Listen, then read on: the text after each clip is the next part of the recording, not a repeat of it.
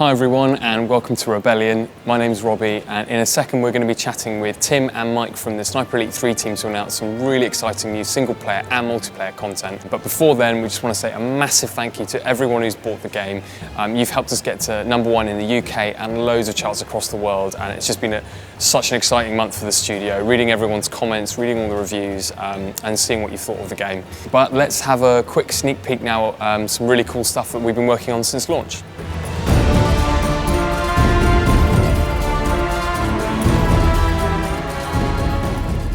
I'm with Mike Howell, the lead designer on Sniper Elite 3, and Mike and I are going to chat to you very quickly about Airfield, which is a brand new multiplayer map. It's going to be free for whatever platform you play Sniper Elite 3 on. And yeah, Mike, could you explain to us a little bit about what we can expect when you're playing Airfield and multiplayer? Sure thing, buddy. Well, a lot of the fans might be familiar with Airfield from the single-player campaign, and we've taken this airfield and absolutely obliterated it now. So the hangars have been torn apart. There's been a bombing run which has gone down the center of the airfield. We've introduced these nice little sort of flanking routes underneath the airfield that you can furtively duck under and flank your opponents. And we've got a lot of new sniping positions which we've introduced throughout the map as well, which the players will have a bit of fun trying to find those new ones in the environment. Yeah, sure, great. So do you have any tips on certain areas players should be looking out for? Definitely. Well, up in the sort of rafters in the hangars is a good one to try and get up into, but make sure you're protecting your flanks there.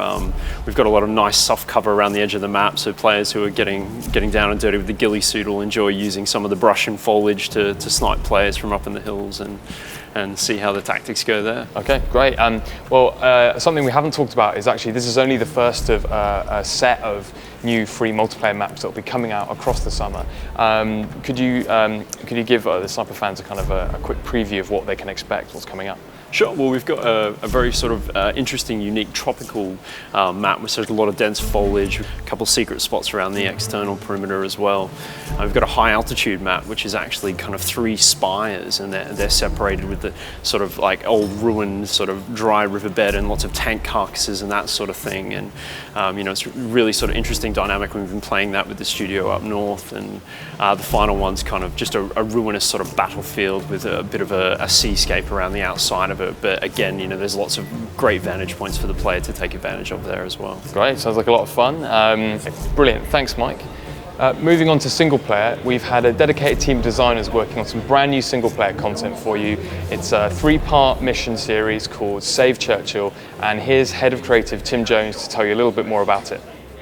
Well, Save Churchill is a set of 3 new single-player downloadable content missions that form a little mini-campaign in which you're playing as Carl Fairbairn, trying to thwart a German plot to assassinate Winston Churchill himself in the run-up to the famous Casablanca conference. Well, we've got some really exciting stuff over the 3 levels. The first is actually a return to the popular Siwa Oasis mission, but this time it's at night. It's more overgrown, time has passed, it's been bombed out. It'll play very differently to what players have experienced before. In the later levels, we move into a secret weapons facility. There's like a stunning coliseum in one of the missions, which is actually the largest environment we've created in any of the Sniper Elite games ever, which, you know, I think is going to blow people away. For experienced Sniper Elite players that have been through the campaign, they'll be looking for some new experiences. So we've got new encounters, new weapons, new unit types, and the new missions I think are really going to feel very different. The first mission is called Save Churchill Part 1 in Shadows. We'll be releasing Parts 2 and 3 later in the summer. So that was a sneak peek at the new Save Churchill missions for Sniper Elite 3, but the only thing we haven't told you is when you're going to get to play all this new content. Both the new Airfield multiplayer map and Save Churchill Part 1 in Shadows are available right now on Steam for PC, and if you've got consoles, they'll be coming out very soon on those too. Remember, we've got loads more content coming this summer, and we'll see you in the forums.